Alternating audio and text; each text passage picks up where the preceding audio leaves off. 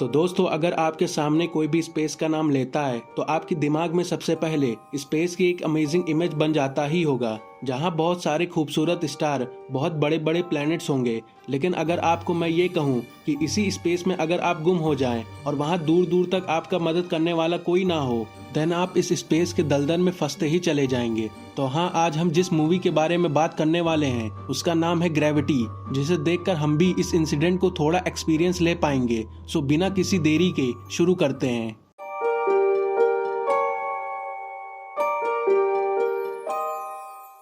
तो मूवी की शुरुआत में हम कुछ एस्ट्रोनॉट को स्पेस में देखते हैं, जहां पर हमें मूवी के मेन कैरेक्टर रेयान और मैट से इंट्रोड्यूस करवाया जाता है, जहां पर वो STS-157 हम्बल स्पेस टेलीस्कोप के हार्डवेयर को अपडेट कर रहे थे और काम करते करते उन दोनों की आपस में बातचीत शुरू हो जाती है, जिसे हमें पता चलता है कि वो सभी एस्ट्रोनॉट अपने मिशन को कंप्लीट करने के लिए एक हफ्ते से भी ज्यादा वक्त स्पेस में ही बिता चुके हैं। और ये रियान का स्पेस में पहला मिशन भी होता है, जिसके कारण उसे स्पेस में अपना काम करने में थोड़ी सी दिक्कत आ रही थी। अब आगे की कन्वर्सेशन को कंटिन्यू करते हुए मैट रेयान से पूछता है कि उसे स्पेस में अब तक सबसे अच्छा क्या लगा, जिस पर रेयान उससे कहती है कि यहाँ की शांति उसे सबसे अच्छी लगी, क्योंकि यहाँ दूर दूर तक किसी का भी कोई शोर शराबा या किसी का चीखना चिल्लाना नहीं है। जिसे सुनकर मैट इस बात को डिनाई नहीं करता है कि स्पेस से ज्यादा शांत जगह पृथ्वी पे कहीं नहीं है। और बात बात में ही उन दोनों को पता चलता है कि उनका स्पेस मिशन कुछ ही देर में खत्म होने वाला है,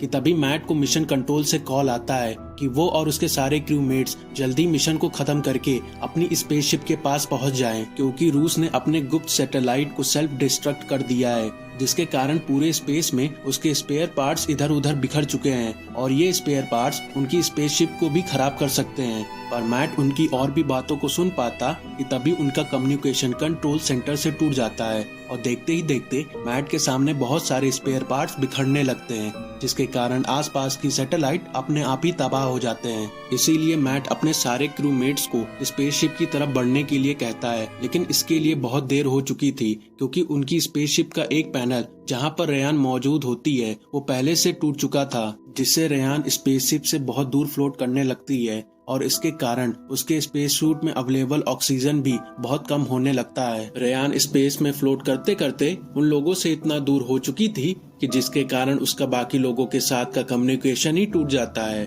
और वो किसी से भी हेल्प नहीं मांग पा रही थी। रेयान को अब अंदर ही अंदर महसूस होने लगता है कि शायद अब उसकी जिंदगी के आखिरी पल आ चुके हैं, लेकिन तभी उसे अपने सूट की कम्युनिकेशन डिवाइस से मैट की आवाज सुनाई दे रही होती है, जो कि उसे अपनी लोकेशन बताने के लिए कह रहा होता है। लेकिन रेयान को अपनी लोकेशन के बारे में कुछ भी नहीं पता था, इसीलिए मैट रेयान को अपने स्पेस सूट के लाइट को जलाने के लिए कहता है और कुछ ही देर में मैट रेयान की लोकेशन को ट्रैक करके वहां पर पहुंच जाता है। एंड एज ए ऑडियंस हमें पता चलता है कि मैट के सूट में एक ऐसा कंट्रोलर इंस्टॉल्ड है जो कि मैट के मुताबिक स्पेस में इधर उधर ट्रेवल कर सकता है। अब मैट रेयान को किसी तरह पकड़ के अपने साथ स्पेसशिप की तरफ ले जा रहा होता है, लेकिन तभी वो नोटिस करता है कि उसी का एक क्रूमेट उनकी तरफ फ्लोट कर रहा होता है, जिसको पकड़ने पर उनको पता चलता है कि उस एस्ट्रोनॉट के चेहरे से ऑलरेडी कोई चीज आर पार हो गई है, जिससे उसकी मौत हो चुकी थी। मैट अब रेयान को अपने सूट में 90 मिनट का टाइमर सेट करने को कहता है, क्योंकि स्पेस में फ्लोट कर रहे स्पेयर पार्ट्स को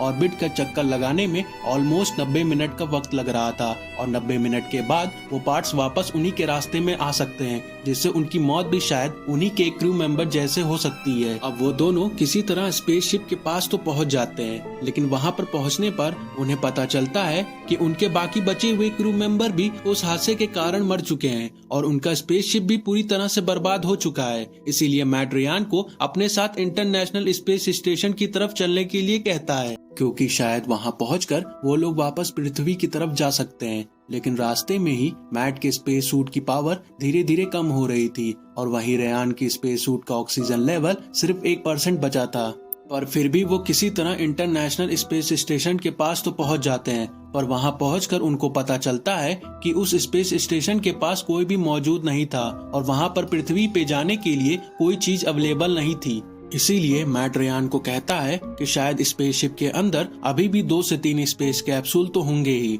जिसकी मदद से हम लोग चीन की स्पेस स्टेशन के पास पहुंचकर वहां से पृथ्वी पर जाने का रास्ता निकाल लेंगे। और मैट अपने सूट की बची हुई सारी पावर को लगा के रेयान के साथ स्पेसशिप के अंदर घुसने की कोशिश भी करता है, पर अनफॉर्चुनेटली बीच में ही मैट के सूट का पावर खत्म हो जाता है, जिससे वो और रेयान जिस रोप की मदद से एक दूसरे को पकड़े हुए थे वो रोप स्पेसशिप के पैनल से लड़के टूट जाता है और मैट स्पेसशिप में फ्लोट करने लगता है, पर रेयान का पैर स्पेसशिप में फंसे हुए पैराशूट में ही फंस जाता है, जिसकी मदद से वो मैट को भी अपने हाथों से पकड़ लेती है। पर शायद ज्यादा वेट होने के कारण रेयान के पैर में फंसे हुए पैराशूट की रोप अपने आप ही उखड़ने लगती है। इसीलिए मैट रेयान को उससे बचाने की कोशिश करने के लिए मना करता है। रेयान उसकी बातों को नहीं सुनती, लेकिन मैट उसे समझाता है कि इसके कारण वो दोनों ही इस स्पेस में गुम हो जाएंगे, इससे अच्छा है वो खुद की जान को बचा ले। और इतना कहकर मैट अपने हाथों को रेयान के पकड़े हुए रोप से छुड़ा लेता है और वो खुद को स्पेस में फ्लोट करते करते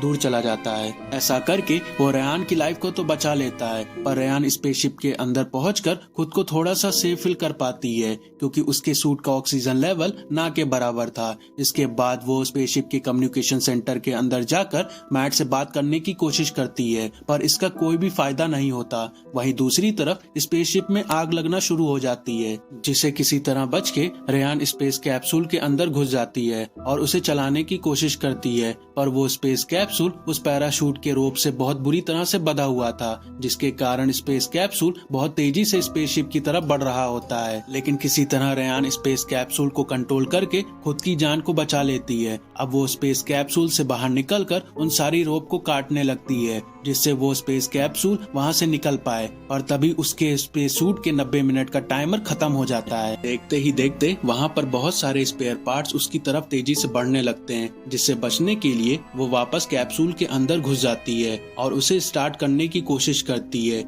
लेकिन तभी रेयान को पता चलता है कि स्पेस कैप्सूल का फ्यूल अब खत्म हो चुका है, जिससे वो बहुत फ्रस्ट्रेट हो जाती है। इसीलिए वो उस कैप्सूल में लगे कम्युनिकेशन डिवाइस से पृथ्वी पर मदद मांगने की कोशिश करती है और उसका कम्युनिकेशन डिवाइस पृथ्वी से कनेक्ट भी हो जाता है। लेकिन रेयान को तभी पता चलता है कि उसके डिवाइस का कनेक्शन किसी रैंडम इंसान से हुआ है, जिसके कारण उसे कोई भी मदद नहीं मिल सकती। और इतने सारे सिचुएशन का सामना करके अब रेयान हार मान जाती है और वो अपने कैप्सूल के ऑक्सीजन को बंद भी कर देती है, जिसके कारण वो हेलुसिनेट होने लगती है, जहाँ पर वो मैट को अपने साथ स्पेस कैप्सूल में पाती है। और मैट रेयान को मोटिवेट कर रहा होता है कि वो खुद की जान को किसी तरह बचा सकती है। और जब रेयान होश में आती है तो उसके दिमाग में एक आइडिया आता है और वो स्पेस कैप्सूल को चलाने में कामयाब हो जाती है। अब वो उस चाइनीज स्पेस स्टेशन के पास पहुंच जाती है और एक सिलेंडर की हेल्प से वो खुद को चाइनीज स्पेस स्टेशन के अंदर पहुंचने की कोशिश करती है, पर उसका सिलेंडर बीच में ही खत्म हो जाता है। पर रेयान स्पेस में फ्लोट करते करते किसी तरह चाइनीज स्पेस स्टेशन के अंदर आ जाती है। अब अंदर पहुंचकर रेयान को समझ में नहीं आ रहा होता है कि वो उस कैप्सूल को पृथ्वी पर लैंड कैसे करे, क्योंकि वहां पर सारे बटन्स और मैनुअल पर चाइनीज लैंग्वेज लिखा होता है। इसीलिए वो रैंडम किसी बटन को दबा के स्पेस कैप्सूल को चालू करने की कोशिश करती है और वो कैप्सूल चालू भी हो जाता है। लेकिन स्पेस कैप्सूल बहुत तेजी से पृथ्वी की तरफ बढ़ने लगता है, जिससे कैप्सूल के अंदर का टेम्परेचर बहुत ज्यादा हो जाता है। रेयान स्पेस कैप्सूल को कंट्रोल करने की कोशिश करती है और आखिरकार स्पेस कैप्सूल सेफली एक नदी पर लैंड करता है, जहां से रेयान बाहर निकलती है। पर उसका स्पेस सूट काफी भारी होने के कारण वो नदी के अंदर ही डूबने लगती है, पर वो किसी तरह अपनी पूरी ताकत को लगाकर खुद को नदी के किनारे लाने में कामयाब हो जाती है और इस तरह वो अपनी जान बचा लेती है। और ये मूवी यहीं पर एंड हो जाती है।